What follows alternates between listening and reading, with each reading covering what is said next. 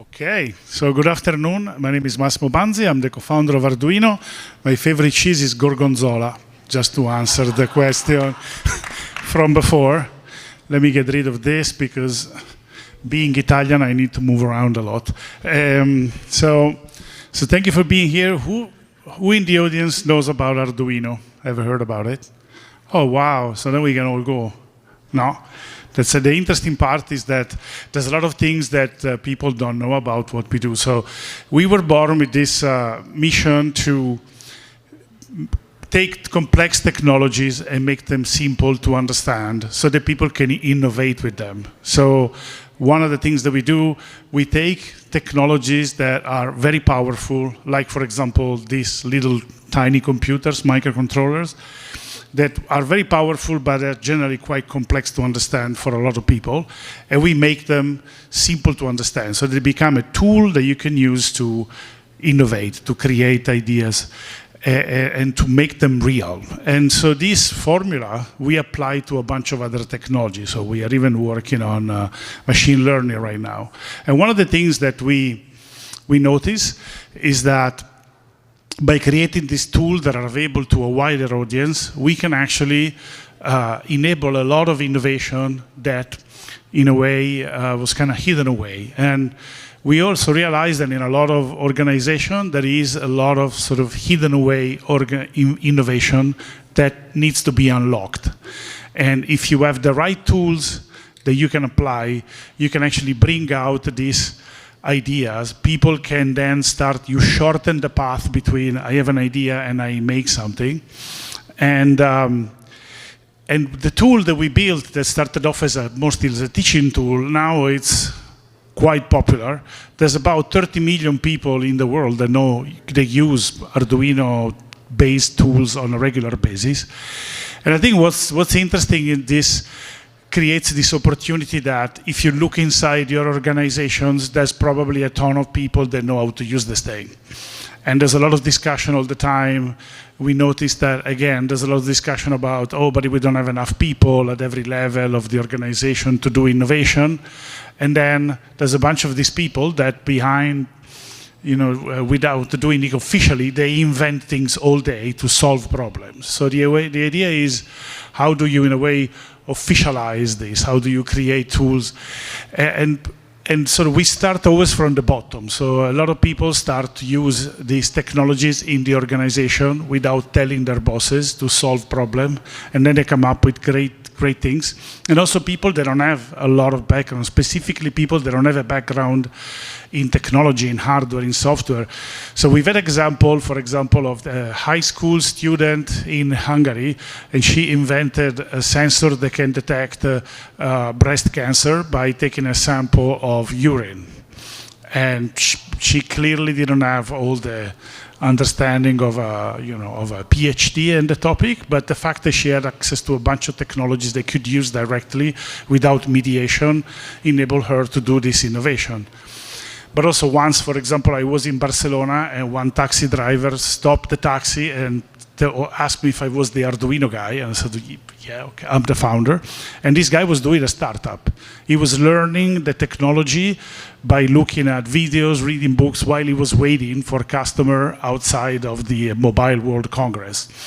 So there is this so much potential of people that can access these technologies if you give them the tools. If you take these tools and you make them available.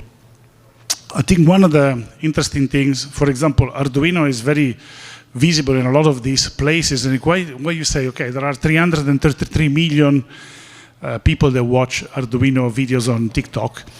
So a lot of the stuff that we are doing right now, it's actually tools that are designed to be used in enterprise, in companies, in the industry, in factories.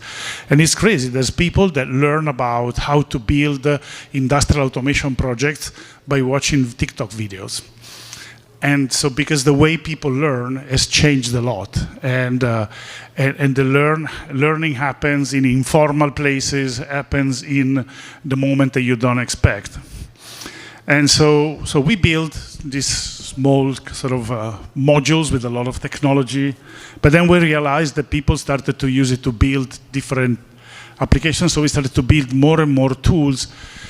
But the overall idea is there are very, very powerful technologies out there in electronics, in software, in machine learning, AI, but the user experience tends to be very, very complex. So if you take those technologies, you look at the user experience and you create toolkits that make that technology available to people, you can unblock a lot of innovation. And in fact, this is kind of what we discovered in this journey, is that a lot of people, when they see new technologies, new ideas, they see a wall. They feel that this wall cannot be climbed, is not something they can go, that just stops them. And then if you try to take the same concept, the same ideas, the same thoughts, and you explain them in a different way, you find a different way to build the narrative. You try to build something that looks as a set of stairs. You're going on the same height, but the presence of these steps gives this idea that if I take small steps, I will slowly understand and climb to the top. And what we have noticed is that every time we took a technology and we made it from a wall into a set of steps that people can understand, they don't lose confidence, they keep going, they get to the understanding they need to really unleash a lot of innovation that exists everywhere. But a lot of people stop and think, okay, this is a great idea, but I'll never be able to find anyone that can help me do this. And it happens when you're taking a shower, but it also happens when you are in the office.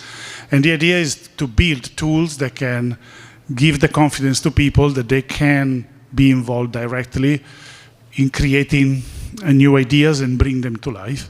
And so this is what we have been doing for the last many years. And at the moment, a lot of the new directions where we see this model being applied is in companies, in factories. We spent a bunch of times in the last few years going through this, move fast and break things. And then, a lot of these move fast, break things company, they have to kind of, they ended up not having to fix everything that they broke, and maybe sometimes also pack up and leave. And so I like more this idea that we move fast and we build things. Now we move fast and we enable the creation of something meaningful that impacts a real community. And these are the tools that we are building. And if you are interested to know more, talk to me. Thank you.